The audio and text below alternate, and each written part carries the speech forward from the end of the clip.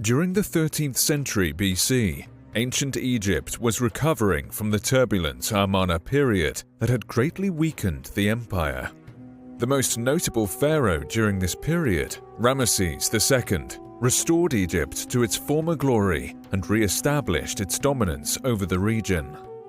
He maintained stability within the empire, preserved its borders, and built immense monuments throughout Egypt. His unprecedented 66-year-long reign and countless achievements immortalized him throughout the world as Ramesses the Great.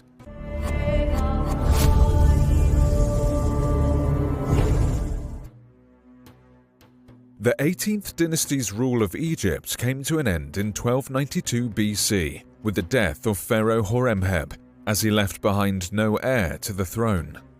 Before his death, Horemheb appointed his chief vizier, Parames, to succeed him as pharaoh of Egypt, both to reward Parames' undying loyalty and because he had a son and a grandson, which ensured a stable line of succession for the empire.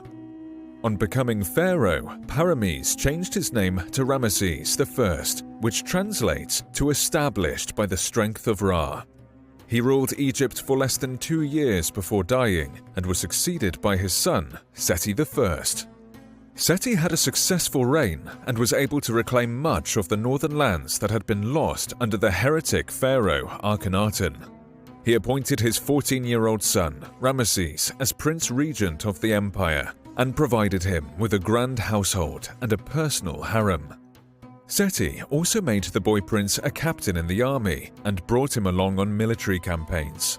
It was around this time that Ramesses, then a teenager, married his principal wife, Nefertari, who he was extremely fond of and affectionately referred to as the one for whom the sun shines.